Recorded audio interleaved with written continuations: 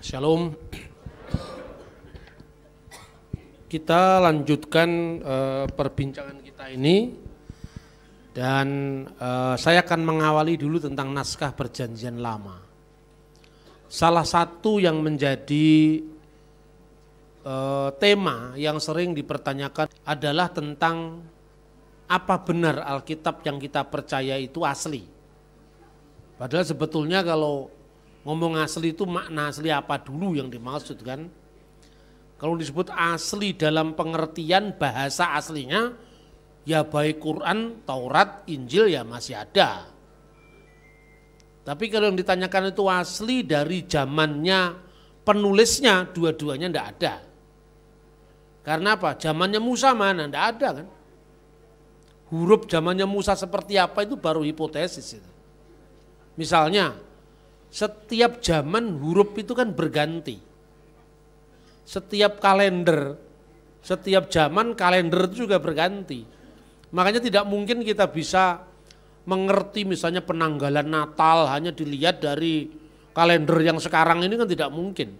Karena harus melihat bagaimana aneka cara perhitungan waktu, apakah itu zaman kalender Julian, kalender Gregorian, harus dilihat kalender Yahudi. Yahudi pun yang harus utama pakai kalender bulan, ya, kalender Yahudi itu. Tapi itu pun sebelum atau setelah pembuangan ke Babel itu berubah-ubah. Jadi kita kalau kita bicara tentang masalah Al-Quran dan Alkitab, tentu ini beda. Pendekatannya juga harus beda. Kenapa? Al-Quran itu kitab yang muncul dari satu zaman. Satu nabi yaitu Muhammad, penerima wahyu dalam pandangan Islam. Satu bahasa ya bahasa Arab di zamannya Muhammad. Satu sistem kalender hijrah di zamannya Abu Bakar, yang bikin kalender kan zamannya Abu Bakar itu. Ya kan? Maka lebih mudah. Tapi ketika kita membaca Alkitab tentu tidak semudah itu. Karena mulai dari kitab Kejadian dari zamannya Musa. Kira-kira tahun 1400 sebelum Masehi menurut kalender dini. Kalau menurut kalender yang ada tokoh yang mengatakan tahun abad ke-12 sebelum Masehi, kita tidak persoalkan itu. Sampai kira-kira sebelum tahun 95 Yohanes menulis surat-suratnya, yaitu 1, 2, 3 surat Yohanes di Efesus. Itu jarak waktunya lebih daripada 1400 tahun. Otomatis nama-nama bulan juga bergeser. Nama bulan Nisan itu kan pengaruh Babel. Maka Nisanu jadi Nisan. Nah ketika kita membaca teks dari kitab Taurat, suasananya masih suasana Mesir. Tapi begitu kitab Yosua, suasananya suasana Israel. Karena kan Musa tidak pernah sampai di tanah perjanjian. Nah ini lebih rumit tentu saja, sama dengan kira-kira kalau kita bandingkan.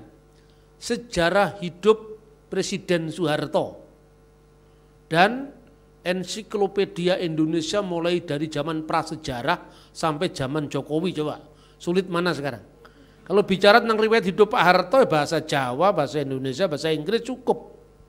Tapi kalau bicara tentang misalnya prasejarah Indonesia sebelum abad keempat, di mana itu Indonesia informasinya? Tidak ada. Informasi lokal nggak ada. Kan Prasasti Kutai abad keempat itu, zamannya Mula Warman.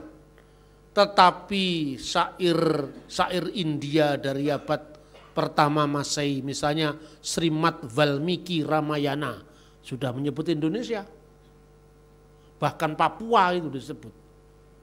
Dalam syair Valmiki itu kan abad ke pertama ya, tahun 120 atau awal abad kedua lah kira-kira.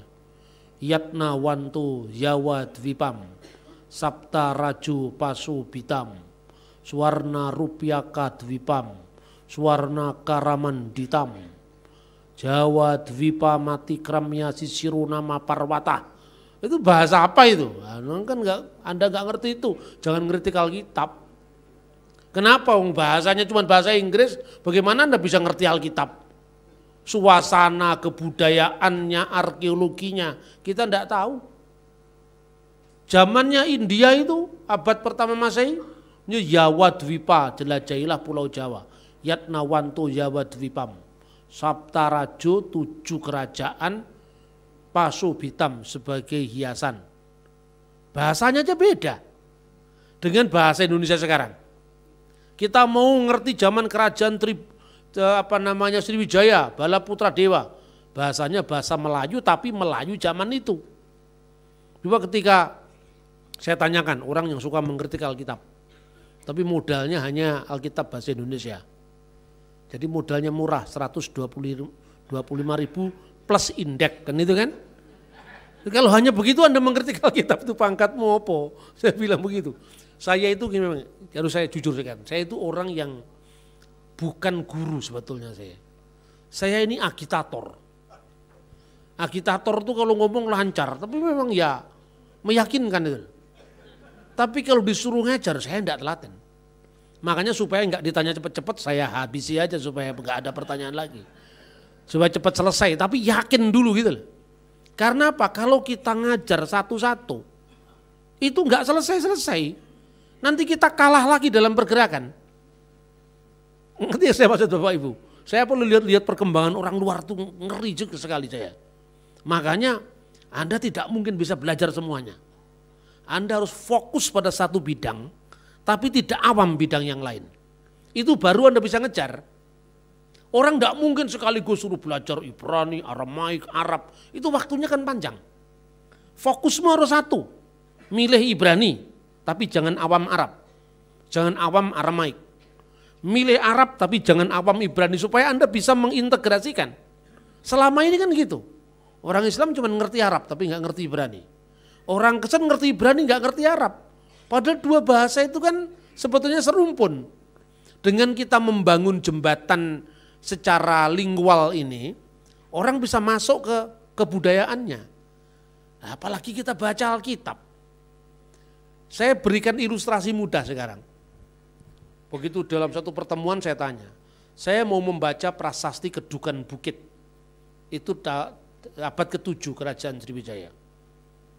Perhatikan kata-kata saya. Saya bilang begitu. Dapun tayang naik di sampau ngalap sidayatra. Siapa yang bisa mengartikan bahasa saya ini? Ini bahasa apa? Ini bahasa Indonesia, ini bahasa Melayu. Tapi Melayu abad ke-7. Ayo sekarang. Tidak ada yang ngerti, saya tambahi lagi. 1 juta kalau ngerti satu kalimat. Padahal sebetulnya Anda ngerti. Cuman bahasa ini kan tidak lazim. Dapun tayang itu nama orang. Yang itulah yang menjadi kata sembah yang. Menyembah yang itu Tuhan. Waktu itu belum muncul kata Tuhan dalam pengertian yang ilahi. Tuhan itu artinya Tuhan Janaka, Tuhan Kanaka, nama Patih, nama Raja itu Tuhan. Mulai kapan kata Tuhan bergeser menjadi kata Lord dalam pengertian divine? Kita ngomong seperti itu. Kalau saya ngomong ketuhanan yang Maha Esa, kata Tuhan munculnya kapan? Prasasti pertama yang menyebut itu prasasti Trengganu. Di mana kata Allah Rabbul Alamin diterjemahkan Dewata Mulia Raya. Jadi Allah itu diterjemahkan Dewata di prasasti Kutai. Karena apa? Pengaruh bahasa Arab belum dominan. Bahasa Sanskerta sudah mapan waktu itu. Ini gambarannya ya. Tidak ada yang tahu, tidak ada Pak. Dapun tayang nama orang. Tidak ada yang tahu. Naik. Naik itu naik. Seperti kata baharu menjadi bahru di Malaysia, baru di Indonesia. Sebelum tahun 60-an baharu di Indonesia. Naik, naik. Di itu artinya ke sekarang. Sampau itu sampan. Ngalap itu mengejar, tidak ada dalam bahasa Indonesia, tapi dipertahankan dalam bahasa Jawa. Ngalap berkahi Kiai Hasyim Asy'ari. Mengejar berkahnya Kiai Hasyim. Itu kata ngalap. Sidayatra sepenuhnya Sanskerta.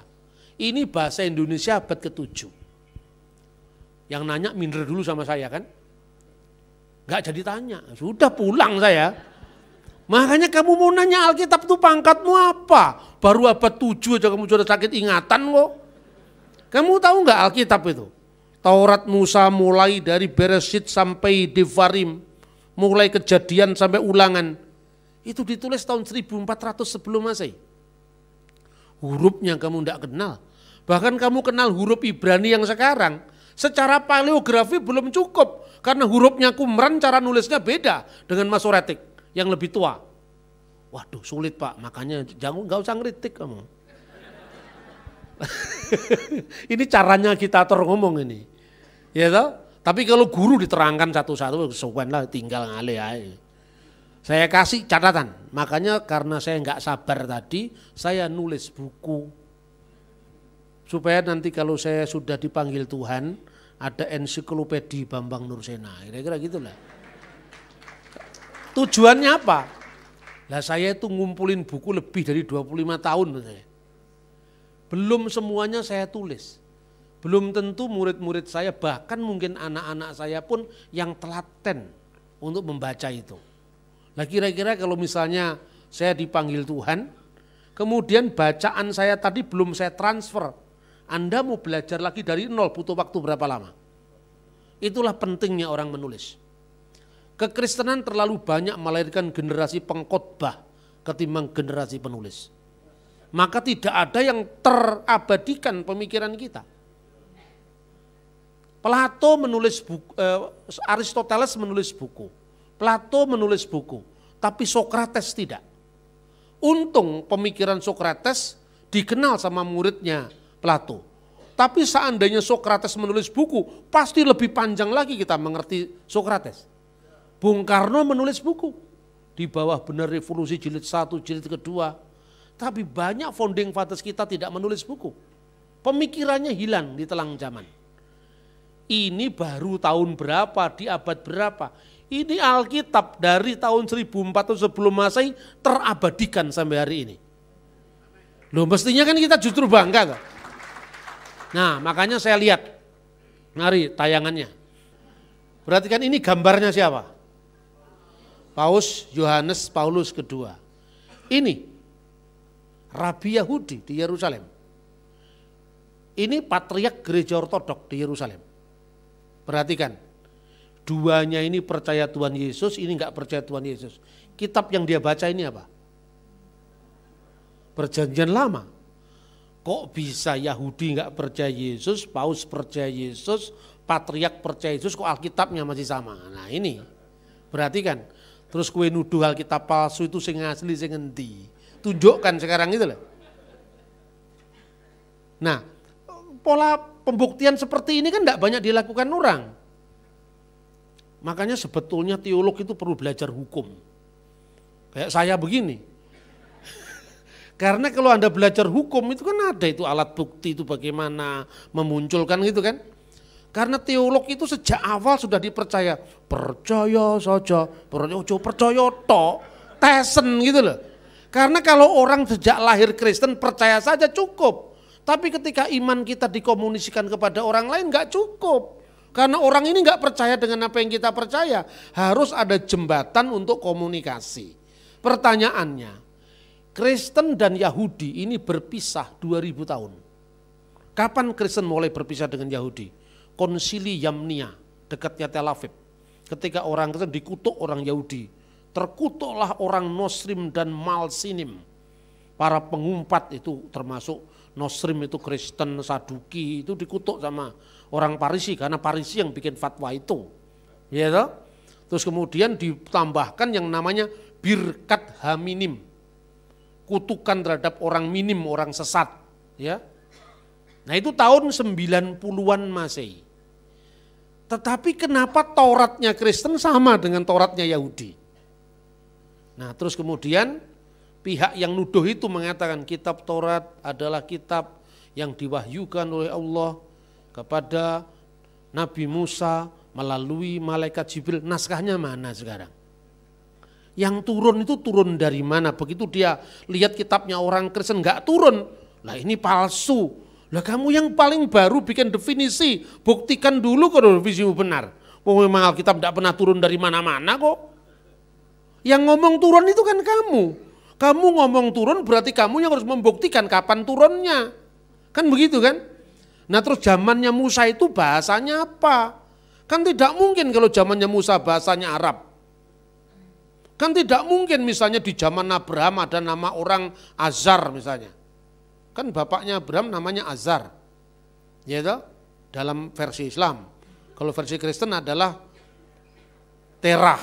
Nah ternyata penemuan arkeologi dari Leonard Woolley tahun berapa? 1930-an sampai 1960-an itu ternyata ditemukan kota-kota kuno di Ur itu, antara namanya Tel Turahi, Tel Nahur, Tel Seruk, Tel Haran kok mirip nama Terah, Haran, Seruk, Nahor. Iya toh? Nah ini arkeologi yang membuktikan. Ini tapi ini turun apa ya? Sekarap-karapmu lah turun itu kan keyakinanmu. Orang lain kan nggak mau turun, kamu yang turun sendiri kok. Kira-kira seperti itu. Lah ini bukti kan. Yang tidak percaya Yesus, yang percaya Yesus kok kitabnya sama. Ya kita lanjutkan. Sebelum kita memiliki penemuan laut mati, yang disebut penemuan Qumran, the Dead Sea Scroll. Naskah Alkitab yang kita miliki yang paling tua ini. Itu untuk perjanjian lama, perjanjian baru nanti habis ini. Setengah jam. Ya. Yang perjanjian lama ini disebut naskah Masoretik. Dalam naskah Masoretik itu mulai ada tradisi untuk menghidupkan huruf-huruf konsonan itu dikasih vokalisasi, ya. Ya kemudian ini bisa kita baca. Nah tapi ada 3 naskah Masoretik ini yang disimpan dan ditemukan pertama kali di Genisha, itu sinagog di Kairo. Kalau Anda ikut ke Israel, ya itu ada sinagoga di Kairo lama. Yang kedua Leningrad itu di Rusia, dan yang ketiga adalah naskah Aleppo yang ditemukan di Syria. 3 naskah ini yang dikenal naskah Masoretik semuanya berasal abad 9 akhir sampai akhir abad ke-11. Pada tahun 1947 ditemukan kembali naskah-naskah Qumran yang dikenal dengan naskah-naskah laut mati. Ya, waktu itu ada seorang gembala Bedouin namanya Muhammad Eldib. Kemudian dia bawa naskah itu, ketika dia melemparkan batu di mulut gua, terdengar bunyi pecahan, lalu dia cari, ternyata itu kulit binatang, gulungan dalam kulit binatang di tempayan, ada 7 gulungan yang kemudian dibawa ke Yerusalem. Kok kebetulan yang menemukan itu adalah seorang uskup dari gereja Syriak Ortodok, namanya Mar Yesue Samuel. Kebetulan di gereja Syriak Ortodok itu bahasa Aramaik masih hidup di gereja itu. Kalau di gereja-gereja yang lain cuma mengenal kata Maranatha, Talitakum, di situ setiap hari liturginya pakai liturgi Rasul Yakobus, bahasanya bahasa Aram. Kalau waktu itu kira-kira yang menemukan pendeta HKBP tidak akan terjadi. Itu kan? Makanya dengan jembatan bahasa Aram itulah dia mulai melihat bahwa Pesher Habakuk, ini tafsiran kitab Habakuk dalam bahasa Aram, aslinya bahasa Ibrani. Disitulah mulai ditemukan namanya Targum Ayub, itu pertemuan setelahnya. Jadi Targum itu bahasa Aramaik, artinya bahasa Arabnya tarjamah, terjemahan, tapi terjemahan yang agak bebas, secara interpretatif gitu ya. Setelah itu kemudian sampailah naskah ini kepada seorang ahli bahasa Ibrani, dia orang Yahudi, namanya Profesor Eliezer Sukenik. Lalu diusulkan ada 2 cara untuk menguji naskah itu. Pertama, cara menguji secara paleografi. Bentuk tulisan itu kan berkembang. Bentuk tulisan di zaman Soekarno itu hurufnya miring, terus terangkai. Zaman Soeharto sudah mulai tegak begini. Zaman milenial enggak karu-karuan, ya kan? Itu kan kelihatan orang tuh nulis di zaman tahun berapa itu loh. Ya, itulah paleografi, mudahnya begitulah. Mudahnya begitu. Nah, ternyata dari paleografi itu ada jejak-jejak tulisan lama. Misalnya, tulisan dari zaman Raja Daud. Itu namanya Paleo-Hebrew. Paleo-Hebrew ini ternyata tidak hanya muncul di tulisan pada zaman Raja Daud, misalnya penemuan kalender Geser. Jadi kalender tentang bercocok tanam, bulan-bulan untuk menabur benih, bulan-bulan untuk panen, itu muncul dalam kalender Geser. Ada lagi prasasti Teldan. prasasti kolam Siloam, itu semua ditemukan. Arkeologi Bible itu. Tapi kemudian kenapa tulisan di zaman Raja Daud itu kok muncul di Gua Murabaat? Selain 11 gua ditemukan Alkitab tadi ditemukan di gua-gua Murabaat. Surat-surat Bar Kokhba. Lalu ada mata uang zamannya Bar Kokhba yang ngaku Mesias dibenarkan oleh Rabi Akiba tadi. Lah di situ kok ada tulisan tulisan berbahasa Ibrani tapi hurufnya Paleo Hebrew. Ini ada apa ini? Para ahli menyimpulkan, oh ternyata tulisan dari Raja Daud itu dibangkitkan kembali agar umat Israel mengenang kebesaran mereka. Maka tulisan dari tahun 1000 sebelum Masehi dibangkitkan kembali pada zaman Bar Kokhba tahun 135 Masehi. Ini data-data yang cukup menarik, ya.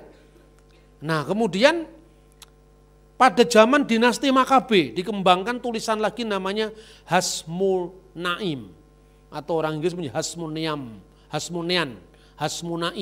Itu zamannya Makabe ketika penahbisan Bait Allah. Itu tahun 164 sebelum Masehi. Ditemukan di Qumran. Lalu ada tulisan Herodian. Huruf-huruf di zamannya Herodes. Masa-masa menjelang Tuhan Yesus sampai zamannya Tuhan Yesus. Lengkap sudah. Ada Paleo Hebrew, ada Hasmonaim, ada Herodian. Lalu tinggal melacak, berarti Qumran itu dihuni tidak hanya pada satu zaman. Lalu pikirkan oleh para sejarawan antara kira-kira zamannya Yonatan Makabe sampai tahun 68 setelah Masehi. Itulah Qumran. Berarti kitab-kitab yang ditemukan di sana itu ada kitab yang jauh lebih tua dari abad pertama. Itu misalnya pecahan-pecahan dari kitab Ulangan, ya, dari kitab Keluaran. Lalu kenapa? Karena sebelum mereka masuk ke Qumran itu, mereka sudah membawa gulungan kitab mereka yang ditulis sebelumnya di Yerusalem. Jadi ini pustaka dari berbagai zaman. Hampir seluruh dari 11 gua itu ditemukan Alkitab semuanya naskah, kecuali kitab Ester. Nah ini yang menarik sekali ya. Setelah dibandingkan selain dari paleografi, ada uji karbon C14. Ditemukan naskah itu sekitar abad kedua sampai sebelum Masehi sampai abad pertama Masehi. Hebohlah dunia saat itu, ternyata naskah-naskah itu setelah dibandingkan tidak jauh bedanya dengan naskah Masoretik. Cara penulisannya bisa beda, misalnya nulis kata Elohim itu dalam naskah Qumran ditulis dengan 6 huruf. Di dalam naskah Masoretik ditulis dengan 5 huruf. Alef, Lamed, He, Yod, Mim. Tapi dalam naskah Qumran matres leksionisnya itu Elohim, Lamed, Waw, Yod, Mim. Elohim. Apa ini pemalsuan? Sama dengan Anda nulis Pancasila dengan TY dengan C. Oh, Pancasila zaman Bung Karno sebelum tahun 72. Satunya setelah tahun 70-an, ejaan yang disempurnakan itu kan. Tapi naskah yang lama dan yang baru dua-duanya masih ada. Daripada kita ngomong, inilah naskah yang dijaga oleh Tuhan seluruh sekalian alam. Tidak ada yang menandingi naskah ini. Lah itu kan karepmu, buktinya mana? Lah orang lain yang enggak ngerti bahasamu kan enggak mungkin. Gitu loh. Saya berikan contoh. Itu teman saya ini orang-orang asing itu sudah nginjek kaki saya. Kamu dideportasi loh, macam-macam kamu. Enggak, saya bilang, ada di tempatmu ada. Bahasa apa namanya? Bahasa Jawa. Bahasa apa itu Jawa? Kami itu punya ribuan bahasa. Bahasa yang paling indah itu bahasa Jawa, saya bilang. Ya karena saya ngertinya cuma Jawa. Saya disuruh ngomong Papua juga nggak ngerti. Lalu parameternya apa ngukur tuh bahasa yang paling indah? Ini mitos yang dikembangkan. Lalu saya disuruh kasih contoh. Coba kamu berikan contoh. Bahasa yang paling indah itu seperti apa? Nah, kan kalau itu aturan-aturan bahasa Arab itu kan ada, kalau orang Jawa nyebut guru lagu.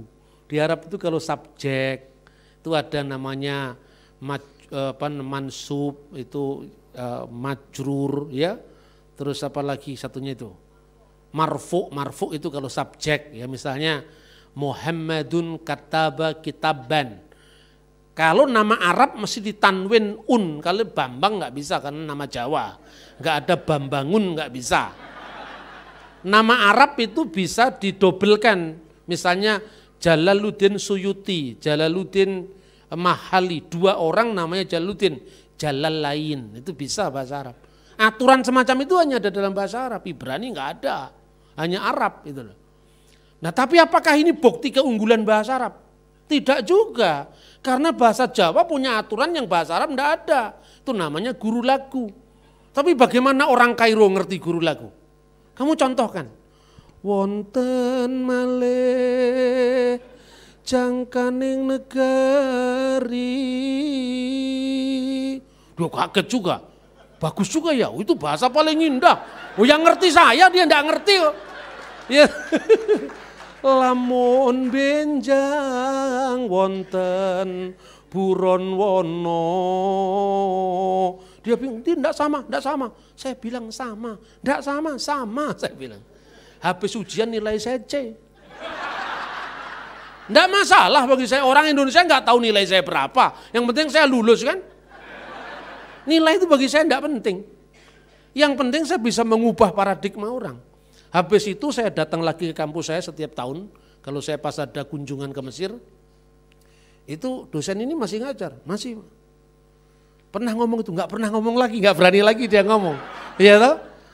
Untuk mengatakan naskah ini benar, naskah ini betul, itu nggak cukup hanya ngerti satu bahasa, karena nggak ada parameter pembandingnya. Anda mengatakan ini bahasa paling bagus, ya karena kamu yang ngerti itu, yang lain enggak bagus. Bahasa Timor atau bahasa Dayak bagus juga. Orang kadang-kadang nggak biasa mendengar itu jelek, kalau dengar juga bagus. Makanya saya di gereja-gereja karismatik nembang saya, biar ditengkeng tetap nembang, enggak apa-apa saya. Salahnya ngundang saya itu loh. Saya hanya ingin mengadakan perombakan pemikiran, bahwa kita ini punya kearifan lokal yang orang lain juga enggak punya. Tuh dia tanya begini lagi, Pak, bahasa ini bahasa paling indah Pak. Onta itu kalau punuknya 2 namanya ini, punuknya 1 namanya ini ada lengkap dalam bahasa Arab. Ya karena ini pabrik unta. Di Jawa enggak ada unta. Tapi kamu ngerti ya kalau di Jawa itu kan punya pohon kelapa. Hampir semua Nusantara pohon kelapa. Kamu menyebut pohon kelapa yang untuk itu apa namanya, es degan itu. Namanya apa itu? Degan. Ya toh? Bahasa Jawa itu ada klopo, kambil, degan, cengkir, bluluk, lengkap itu. Nah coba bahasa Inggrisnya, cuman 1. Padi sekarang, padi. Ketika padi itu menjadi siap dinanak namanya beras. Setelah mateng namanya nasi. Digoreng nasi goreng. Dicampuri bakmi nasi goreng mawut, ya kan lengkap toh. Tapi ketika dia masih dalam kondisi belum bisa ditanak namanya gabah bahasa Jawa. Sisa gabah yang ditumbuk itu namanya bukan merang ya. Terus yang kecil-kecil pecah nasi namanya menir, kan lengkap kan? Bukan menir Belanda. Apa bukti bahasa Jawa lebih baik? Gitu loh. Jadi pola pikirnya mesti dirombak. Tapi kalau begini, kalau yang saya katakan ini naskahnya semua orang bisa lihat kok. Bukan subjektif gitu loh. Jadi kita ngelawannya secara budaya. Kamu kalau orang itu ngomong terus menerus begitu kan kemungkinan 2. Dianggap dia orang gila. Yang kedua, yang mendengarkan yang ikut gila. Oh iya ya bener ya. Kan gitu kan. Gitu loh. Jadi banyak contoh-contoh seperti itu. Misalnya orang Kristen ini mau menjadi Islam. Ya bagi saya orang mau pindah agama itu biar aja. Ngomongnya begitu dan batin saya nggak ngomong begitu. Ini orang Indonesia itu kalau polos-polos kan susah kan kita ini kan. Ya, tapi saya bilang dasarmu apa? Kalau kamu mengambil keputusan ya silahkan. Tapi sebelum mengambil keputusan teliti dulu apa benar klaim-klaim seperti itu. Gitu loh. Jadi saya hanya ngajak orang mikir. Ya, saya lanjutkan supaya nggak panjang. Nah, sebelumnya apa ini sebelumnya? Jadi setelah ditemukan The Dead Sea Scroll ini, naskahnya ini, ya, ini isinya dari kitab Yesaya, panjangnya 731 cm, lebarnya 31 cm. Ini setelah diuji dengan radiokarbon Dan paleografi ternyata ditulis dari tahun 150 sebelum Masehi. Yesaya utuh itu naskahnya. Kalau Anda mau lihat ini, ikut saya ke Israel. Ya betul, sebab tidak semua grup masuk ke museum. Grup saya masuk ke museum. Supaya apa? Loh, orang kita punya naskah 2000 tahun kok kita enggak sampaikan. Lah ini jelas toh. Paleografi bisa dibuktikan. Soal ada perbedaan misalnya varian-varian teks. Itu wajar. Jadi gini, bukan sekedar Yahudi dengan Kristen. Sekarang saya kasih yang lebih tua lagi. Samaria. Orang Samaria yang kita kenal sebagai orang Samaria baik hati, normatif. Ceritanya dalam Injil Lukas. Tapi orang Samaria itu meninggalkan naskah bagi kita. Torah Somron, Torah Samaria. Di situ memang ada beberapa perbedaan, misalnya ya, dan perbedaan itu membawa arti, misalnya gini, Kejadian pasal 22 ayat 2, dalam teks Masoretik yang dianut orang Kristen dan orang Yahudi, itu bunyinya begini, Wayomer dan berfirmanlah, maksudnya Tuhan, Hahna et binha, et yehidha aser ahabta, et yitsak, Wileh leka el aret hamurya. Ambillah anakmu yang tunggal yang kau kasihi Ishak dan bawalah dia ke tanah Muria. Ke tanah Muria, Gunung Muria itu. Muria bukan Muria Jawa Tengah. Muria, Bukit Muria yang sekarang jadi Bukit Bait Allah itu loh. Dalam naskah Samaritan tidak disebut Muria tapi More, Wileh leka et aret hamore. Jadi itu huruf vav dengan huruf alef, bedanya. Oke, itu kita akui, nggak jujur. Titik komanya berasal dari Roh Kudus, nggak usah begitu. Memang itu varian naskah kok. Ya toh? Yang kedua, orang Samaria mengembangkan nikut tersendiri, vokalisasinya tersendiri. Misalnya, dia menyebut bukan Bereshit tapi Barasit. Dibaca A. Bara. Elohim huruf H-nya hilang. Bukan Bereshit bara Elohim tapi Barasit bara Aluwim. Jadi huruf H-nya dibaca W. Tapi tetap huruf H-nya muncul di situ. Cara bacaan ini tidak mengubah makna. Karena dia mengembangkan pola bacaan sendiri. Tetapi yang ada perbedaan bacaan tadi kita akui. Bagi kita orang Kristen bagaimana? Apakah orang Kristen bingung? Tidak perlu. Karena Yesus ketika menghadapi perempuan Samaria yang di sumur Yakob itu, dia membenarkan ortopraksi orang Samaria. Dia tidak seperti orang Yahudi yang menjauhi Samaria, tidak. Dia minta minum kepada perempuan Samaria. Tapi Yesus menegaskan ortodoksi. Karena keselamatan datang dari bangsa Yahudi. Kristus berpihak pada ortodoksi Yerusalem. Tidak berpihak pada orang Samaria di Nablus dulu. Sekarang di Nablus, dulu namanya di Gunung Ebal, Gunung Gerizim. Gitu loh. Tetapi bagi saya hal seperti ini menunjukkan bahwa tiga komunitas keagamaan yang berpisah ribuan tahun kitabnya masih bisa diikuti. Soal beda, itu naskahnya beda, iya betul. Perbedaan-perbedaan itu tidak tidak separah yang diduga orang. Misalnya ada 6.000 tambahan dalam kitab Masorah. Kalau Anda cuma baca Wikipedia kan begitu. Ada 6.000 tambahan dari kitab Taurat Samaria. Tidak begitu aslinya. Aslinya gini loh, orang Samaria itu kan punya kecenderungan sekte. Karena dia tidak mengakui eksistensi kota Yerusalem. Kenapa tidak mengakui eksistensi kota Yerusalem? Karena ketika pulang dari Babel itu, ketika pembangunan Bait Allah mereka ditolak, marah. Lalu mereka menafsir tanah Muria itu adalah tanah More yang ditafsirkan itu Gunung Gerizim. Gitu loh. Terus yang kedua, karena eksistensi Yerusalem tidak ditemui, kitab Yosua terus ke belakang itu isinya Yerusalem. Padahal dia menolak Yerusalem, akhirnya apa? Bagian-bagian pertama kitab Yosua dimasukkan setelah Ulangan pasal 34. disisipkan dalam kitab itu, jadi itu bukan firman yang lain. Itu firman-firman dalam kitab Yosua yang dimasukkan ke kitab Ulangan. Itu yang dikatakan 6.000 dalam Wikipedia itu gitu loh. Makanya Wikipedia itu hanya jadi introduction untuk melacak sumbernya yang lebih akurat. Kadang-kadang banyak teks seperti itu ya. Anda melihat tokoh-tokoh tertentu kok angka tahunnya bergeser karena apa? Tinggal dia memakai tarik dini atau tarik kemudian. Dan itu biasanya kalau zaman Kristen dihitung dari matinya Herodes. Matinya Herodes ada yang mengatakan tahun 4 sebelum Masehi, sebelum tahun Gregorian sekarang ini ada yang mengatakan tahun 1. Patokannya apa? Yosefus ahli sejarah abad pertama mengatakan dia meninggal tatkala terjadi gerhana bulan. Dan gerhana bulan menurut hitungan astronomi terjadi pada pada tahun pertama sebelum tahun umum ini atau tahun 4 sebelumnya. Akibatnya di belakang geser. Yesus disalib tahun 33 bagi penanggalan akhir. Ya, bagi penanggalan sebelumnya tahun 30 gitu loh. Jadi ini tidak mengurangi fakta dasarnya. Karena apa? Semua dokumen itu kan bisa dilacak sekarang. Lebih baik itu kan dari sekedar klaim. Ini wahyu terakhir loh Pak. Nah iya sudahlah, kamu yang percaya. Yang lain kan terakhirnya menurut versinya masing-masing, bukan versimu gitu loh. Jadi jangan membawa keyakinan dalam konteks dialog, karena kalau keyakinan itu kan subjektif. Maka kalau bagi saya, orang Kristen mesti membuktikan keyakinannya.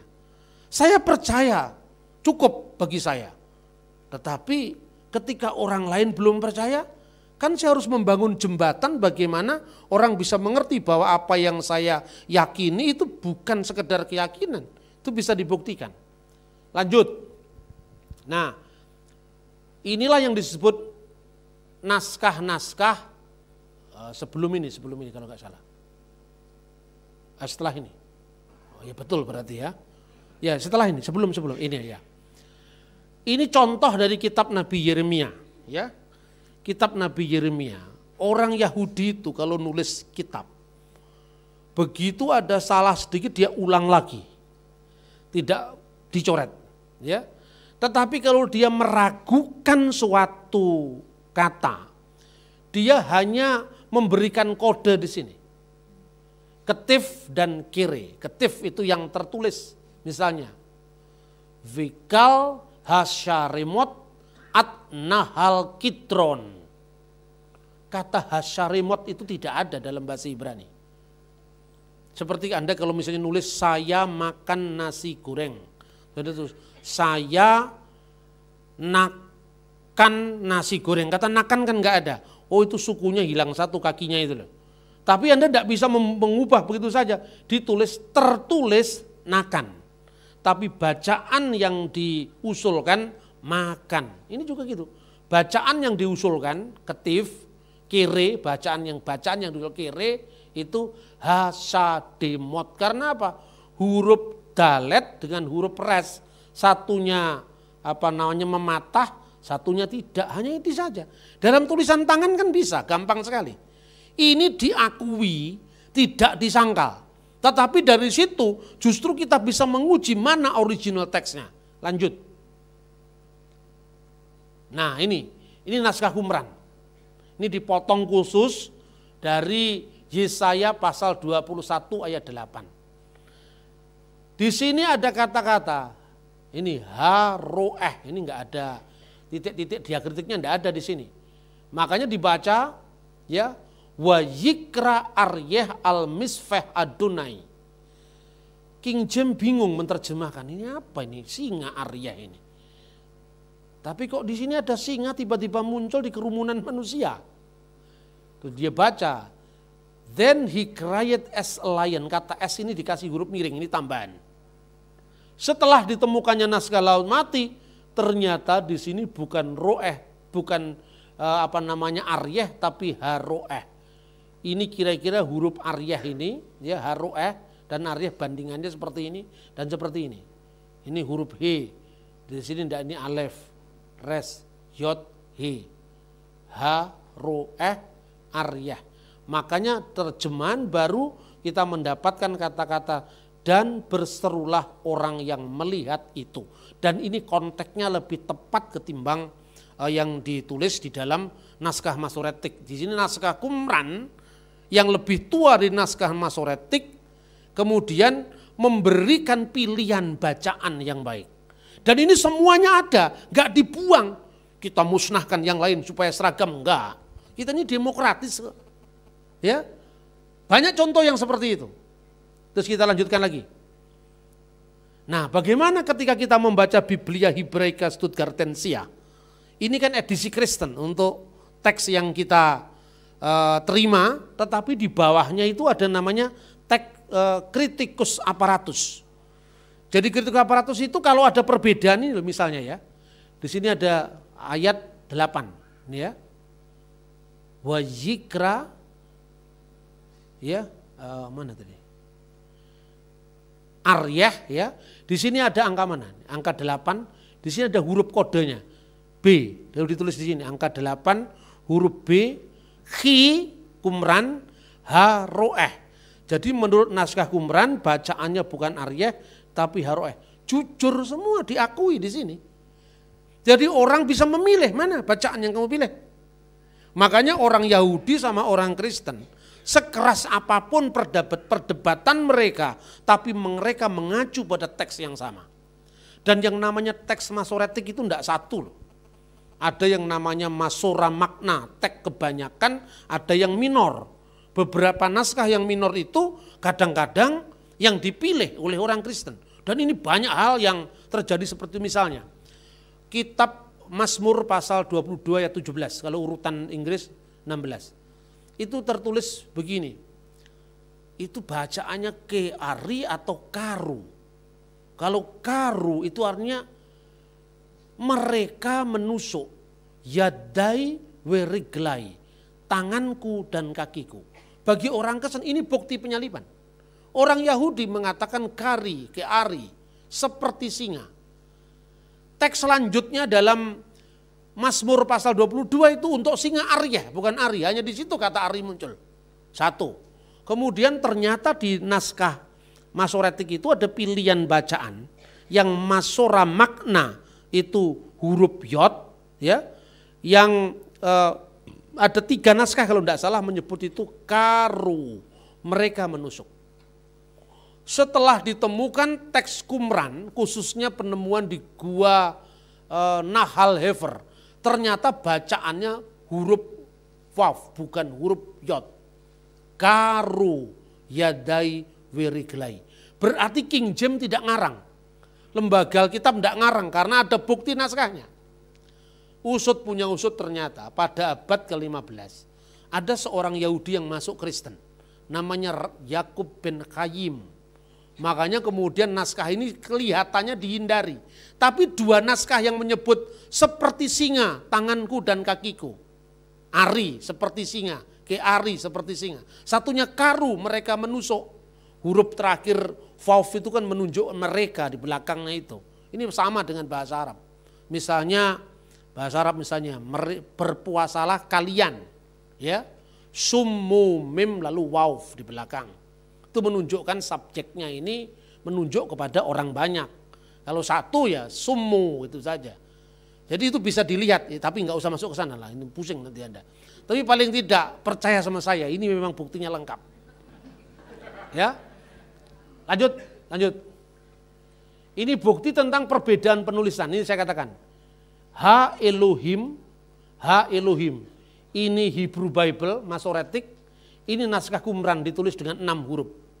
Begitu juga Adonai ditulis dengan 6 huruf, satunya ditulis dengan 5 huruf. Ini bukti-bukti naskah Mazmurnya, potongannya ditemukan. Nah, saudara-saudara Anda lihat, saya begitu bicara naskah Masoretik ini saya sangat berterima kasih pada gereja Katolik, khususnya Ordo Fransiskan, yang memang mengawal penemuan ini dari awal di Israel.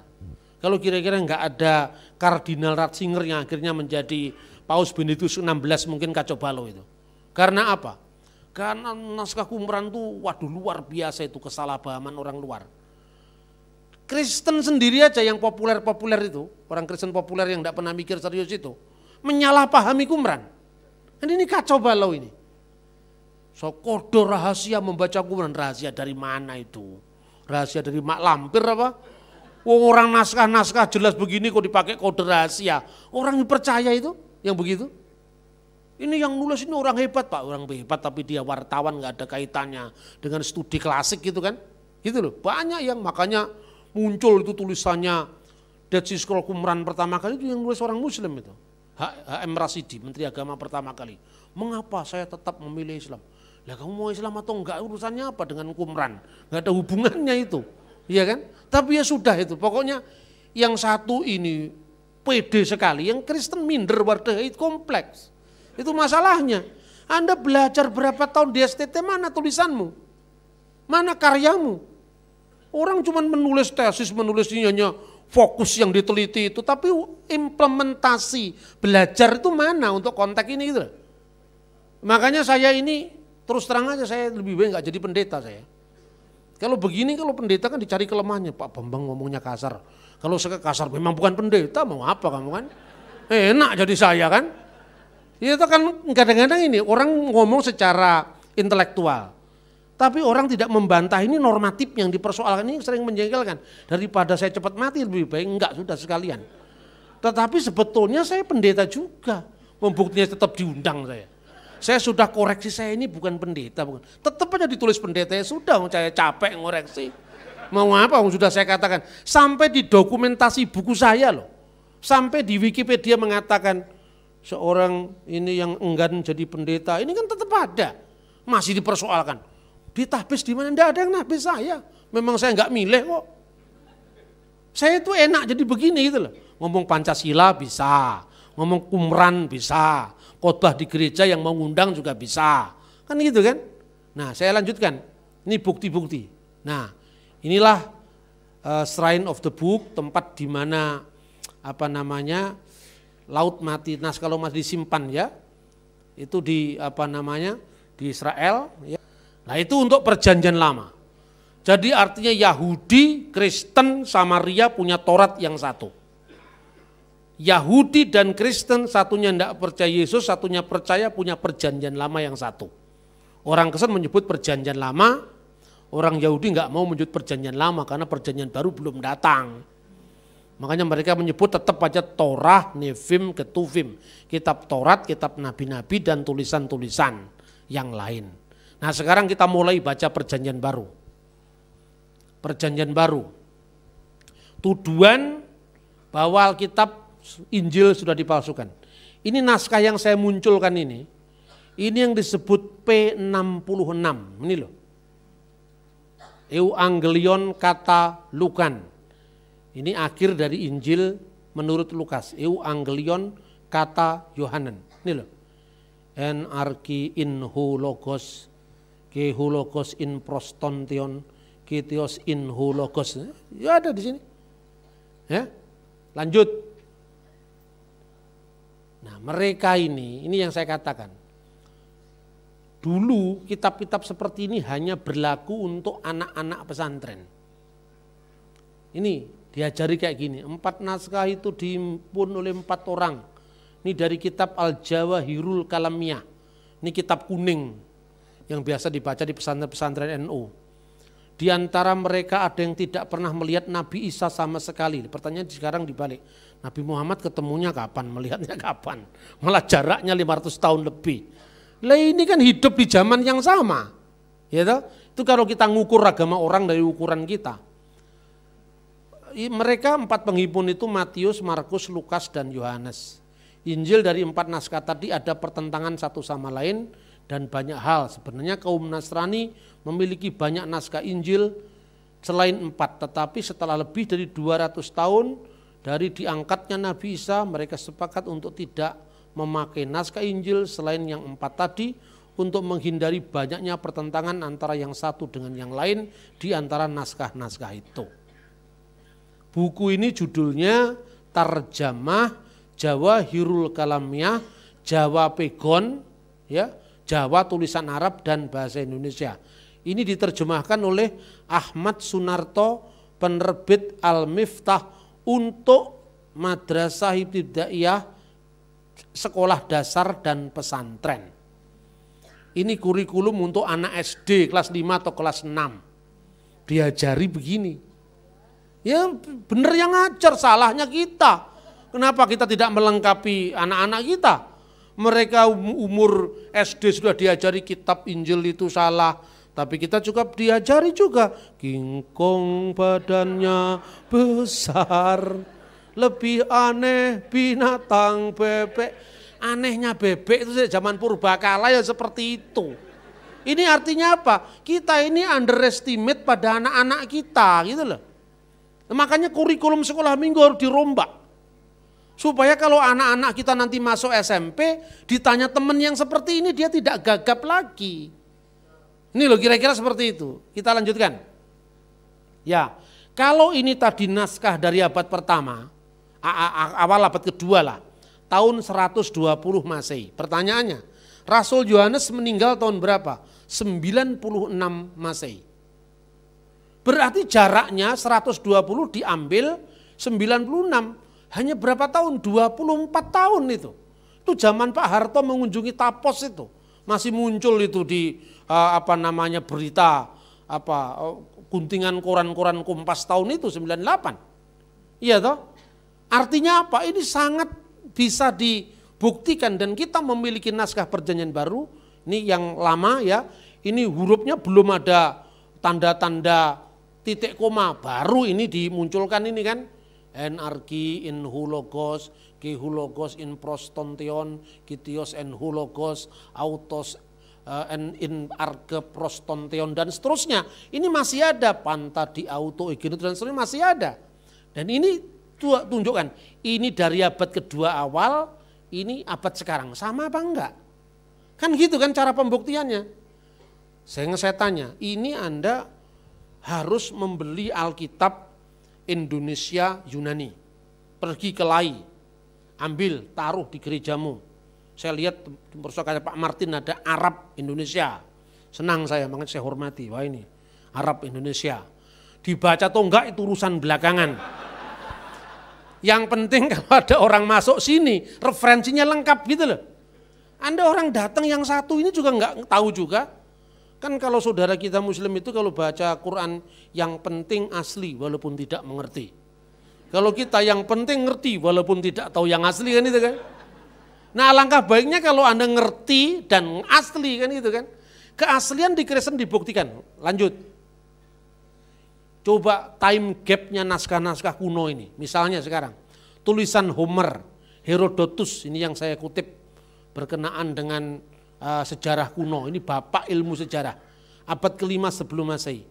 Naskah tertuanya ditemukan tahun 900. Berarti time gap-nya 1350 tahun. Jumlah naskahnya cuma 8.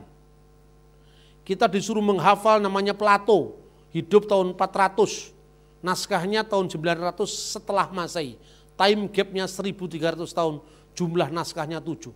Paling banyak tulisan Homer 664, jarak naskahnya time gap-nya 400 tahun dan yang kedua itu adalah nih tulisan sejarawan Yunani ini 200 ya. Tetapi perjanjian baru kita punya lebih dari 5.000 coba bayangkan. Dan ada naskah yang hanya berjarak belasan tahun. Apa itu?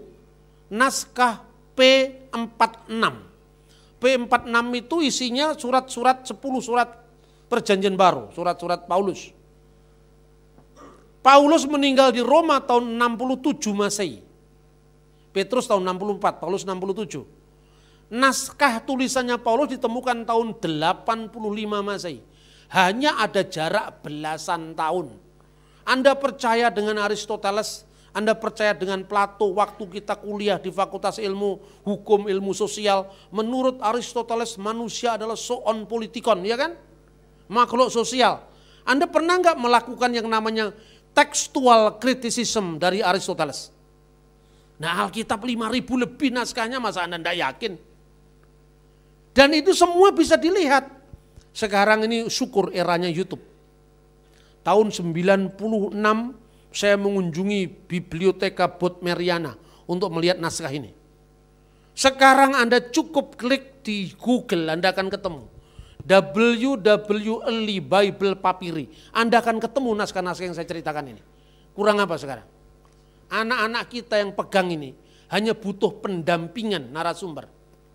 Karena apa? Ini dunia hutan belantara yang liar sekali. Tapi ketika Anda bisa melihat yang namanya naskah Alkitab dari abad pertama, ketemu di sini. Tinggal iso moco apa ora kan itu kan persoalannya. Tapi paling tidak Anda pede dulu lah. Bisa baca itu nanti. Kalau Anda senang pasti bisa baca. Saya menginginkan seperti itu. Jadi anak-anak kita ini apologetik, tapi tidak menyerang. Kalau Anda tidak menyerang, Anda hanya bertahan pada serangan, Anda tidak bisa masuk penjara. Karena penodaan agama itu mengancam kita setiap saat. Makanya rumusnya satu, tidak usah ngurusi agama orang. Tapi bersyukurlah ketika orang salah paham dengan kita. Karena kesempatan kita untuk menjawab tanpa kena tindak pidana penodaan agama. Salahnya sendiri kamu takon, tak jawab. Kalau kamu tidak nanya, tidak saya jawab. Anda lihat, Google saya pernah saya ngurusi orang lain? Enggak pernah. Saya hanya mau orang salah paham dengan Tritunggal, saya jawab. Kok Bapak ngutip Al-Quran? Loh karena ayat yang kamu alamatkan ke saya itu enggak seperti itu. Loh kok bisa Pak? Lah coba ayat yang kamu baca. Laqad kafara alladziina qalu innallaha salisu salasa. Katanya Ustadz UAS. Siapa itu UAS? Ujian akhir semester. Ya. Ujiannya pun enggak tahu lulus apa enggak. Kalau lulus dia pastilah. Kalau yang uji saya mungkin belum tentu. Kalau saya diuji ya enggak lulus, wong dia urusannya dia kok. Yang saling lulus itu kan subjektif toh. Saya menilai orang lain enggak lulus dari ukurannya dia. Tapi orang lain juga enggak saya luluskan. Ya mendingan kalau saya menafsir masih pakai data. Tapi kalau sekedar menuduh kan begitu kan? Makanya saya bilang, di mana ada orang tadi kita nyanyi? Ada enggak yang nyanyi ketiga dari yang tiga? Ketiga dari yang tiga. Kan enggak ada. Loh berarti ini ayat saya salah Pak? Enggak salah. Tapi salah alamat. Karena bukan untuk saya. Ayo kalau ngomong salah alamat, kan enggak penodaan agama. Wong saya enggak ngomong salah kok. Tapi penerapannya bukan untuk saya. Lah untuk siapa ya? Cari sendiri, wong itu bukan kitab saya. Gitu loh. Maka kita enggak usah ngurusi orang lain. Tapi kita menjawab ketika orang salah paham dengan kita. Karena ukuran sosiopolitik, ya, kita mau ngomong bargaining position kita pasti kalah. Makanya supaya kita tidak kalah, melompatlah lebih pintar daripada mereka. Bukannya pintar secara teologi, tapi pintar secara strategi. Karena strategi itu pintar. Orang Jawa mengatakan itu, bener nanging ora pener. Coba. Kamu benar tapi penerapannya salah. Kalah kita. Saya tidak mau kalah, saya mau menang. Benar dan menang, makanya saya pakai strategi. Perbanyaklah teman, satu musuh terlalu banyak. 1000 kawan kurang. Makanya saya nggak peduli dengan perbedaan Mariologi, Katolik dan sebagainya. Ketika kita masih duduk bersama, itulah kita Kristen. Kecuali Saksi Yehova dan Mormon. Karena sudah ada lagunya. Ku tak pandang dari gereja mana, asal bukan Mormon Saksi Yehova. Kita lanjutkan. Pak Bambang tinggal 5 menit. Oke, ini time gapnya tadi, Aristoteles, Herodotus dan seterusnya. Perjanjian baru cuma sedikit sekali time gapnya. Lanjut. Nah, bagaimana penulis Injil yang tidak pernah ketemu dengan Nabi Isa? Nabi Muhammad juga tidak pernah ketemu Nabi Isa, gitu jawabannya kira-kira. Lah ini kan dia yang nanya, terus saya tanya, lah kamu kok yakin kamu yang benar? Lah iya Pak, kan kalau kamu tuduh ada yang tidak pernah ketemu, Paulus tidak pernah ketemu misalnya. Lah Nabi Muhammad ketemunya kapan? Ini kan wahyu Pak, wahyu kan yang percaya. Yang tidak percaya kan wahyu si Hombing, wahyu Suwendro. Jangan kamu ngukur kepercayaanmu untuk orang lain, kan gitu kan? Kita lanjutkan. Nah kita lanjut, seluruh Injil ditulis pada abad pertama. Kutipan-kutipannya dari para muridnya, para rasul, apostolic fathers. Terus, bagaimana dengan Injil-Injil palsu seperti Injil Thomas?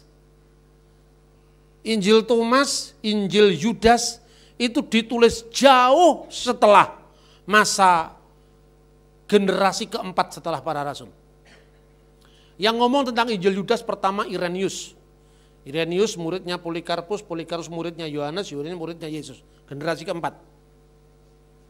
Karena ada orang-orang yang membaca buku yang namanya Injil Yudas. Itu disebut oleh Irenaeus generasi keempat setelah Yesus. Maka nggak bisa cek and recheck. Nah sekarang pertanyaannya, Yesus punya murid 12. Dari 12 murid punya 70 murid. 70 murid itu termasuk Lukas, termasuk Markus, termasuk Barnabas, ya kan? Loh, dari mana kita tahu Pak? Data sejarah gereja kuno. Di Alkitab enggak ada. Kalau itu saksi Yehova yang tanya begini. Di Alkitab enggak ada. Sekarang pertanyaannya, di mana Injil Matius yang nulis Matius ayatnya di mana sekarang?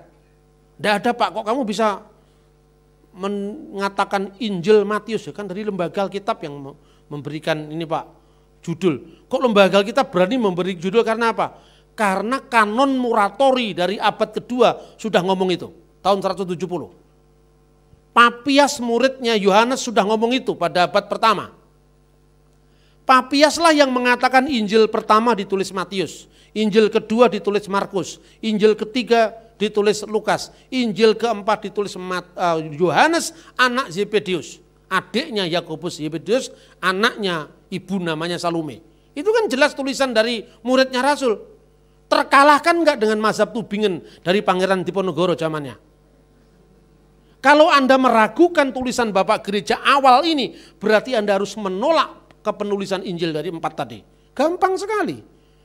Nah, terus pertanyaannya, kenapa di sini kok ditulis inilah kata-kata rahasia yang diucapkan oleh Yudas Thomas kembaran Kristus? Kenapa kata-kata rahasia? Para rasul kan punya murid. Check and recheck itu yang namanya successio apostolik. Jadi misalnya, saya ini nulis buku religi dan religiositas Bung Karno. Diberi kata pengantar oleh Gus Dur tahun 2000 itu. 2 kali saya difasilitasi Gus Dur untuk ketemu sahabatnya Bung Karno di Tokyo, namanya Mr. Nakajima. Pulang ke Indonesia, saya selesaikan buku saya menghadap Ibu Hartini, istrinya Bung Karno.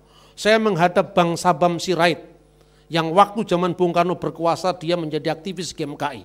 Saya tanya, benar Bang Sabam, Bung Karno itu hafal Injil Yohanes pasal 1.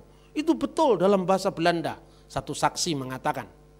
Saya tanya Ibu Hartini, apa Ibu ayat yang dihafal oleh Bung Karno? Oh, Bung Karno sangat menghafal Bhagavad Gita. Bhagavad Gita itu salah satu ayat yang dihafal begini, Karmani wadikarastima palesu kedacana. Itu ungkapan Kresna pada Arjuna. Ayat ini yang dibaca jawaban dari doa Bung Karno ketika besok pagi mau bicara Pancasila. Wah, menyembah Allah Subhanahu wa Ta'ala keluarnya Bathara Kresna, ya ini hebat ini. Ya kan? Itulah cara berpikirnya Bung Karno yang lintas agama. Tapi nyatanya Pancasila memberkahi banyak orang. Itu yang namanya passing over. Toh Bung Karno coming back kepada Islam. Ketika saya membaca banyak buku, banyak kitab, saya coming back kepada iman saya, kekristenan gitu. Ini cara berpikir Pancasila. Anda tidak disuruh menyamakan agama, tidak. Tetapi mengambil sesuatu yang inspiratif dalam soal-soal sosial. Soal-soal yang bukan teologis dari agama lain. Tidak ada masalah. Pak Bambang kan nggak pernah ketemu Bung Karno. Saya ketemu dengan Mr. Nakajima. Pemimpin peta, pelatihnya Supriyadi. Saksi sejarah. Saya ketemu dengan Ibu Hartini, istrinya Bung Karno. Saya ketemu dengan Cak Ruslan Abdul Ghani, juru bicaranya Bung Karno. Kurang apa? Tapi kalau kira-kira 16 abad setelah saya ngomong Bung Karno, Anda silakan tidak percaya. Yang saya tulis ini saksi-saksi hidupnya masih ada. Yang ditulis oleh Paulus, semua saksi hidup masih ada gitu loh. Nggak usah ngomong wahyu, karena wahyu itu keyakinan. Ini bukan sekedar keyakinan, ini pembuktian. Lanjut. Karena nggak bisa dicek and recheck tadi, Rasul-rasul bertanya, ini ucapan Thomas persis sama dengan Injil Thomas ini, Injil Yudas dan Injil Thomas tadi. Inilah rahasia wahyu yang dikatakan oleh Yesus dalam percakapannya dengan Yudas seminggu sebelum kematiannya. Gimana ngeceknya? Dia sudah gantung diri. Dicari tokoh yang memang nggak bisa di cross check. Inilah Injil yang namanya Injil Thomas, Injil Yudas, makanya ini nggak masuk lah. Memang waktu kanon ini belum ada kok. Itu yang dikatakan ada 200 itu yang mana? Orang kan ngomong mudah saja. Muridnya Thomas siapa namanya? Tadius. Tadius punya murid lagi namanya Agius. Ditanya, kamu dulu menginjil di mana? Oh, saya menginjil di sini. Pernah enggak gurumu mengajari? Mengajari apa? Ya entah itu dari gurumu Tadius, Tadius dari gurunya Thomas. Mengajari apa? Ini ada kitab namanya Injil Thomas. Kamu baca logia terakhir, percakapan terakhir. Yesus berkata, usirlah Maria Magdalena itu dari hadapanku, karena seorang perempuan tidak bisa masuk kerajaan Allah. Petrus mengatakan, guru, bagaimana supaya perempuan masuk dalam kerajaan Allah? Suruh dia jadi laki-laki dulu. Ini menjadi ayat LGBT ini, ya kan? Pernah nggak diajarkan seperti itu di Yesus? Oh, enggak pernah ada. Mungkin Thomas pernah diberi ajaran, enggak pernah itu. Saya kan guru saya kan muridnya Rasul Thomas langsung. Saya enggak pernah diajari seperti itu. Untuk mengantisipasi itu dibuatlah ini. Inilah kata-kata rahasia. Rahasia cuman dia yang dikasih tahu, kamu enggak dikasih tahu kok. Kan gampang toh. Thomas juga begitu kan. Inilah perkataan rahasia yang disampaikan oleh Thomas kembaran Kristus. Kan enggak ada cross checknya rahasia. Kalau sudah begini tidur saja kan. Enggak ada teksnya. Inilah yang disebut Injil-Injil Gnostik. Apalagi Injil Barnabas dari abad ke-16. Itu yang saya sebut the Gospel of Gumbale Mukio. Itu yang disebut Injil Barnabas itu abad ke-16. Zaman VOC Anda percaya itu loh.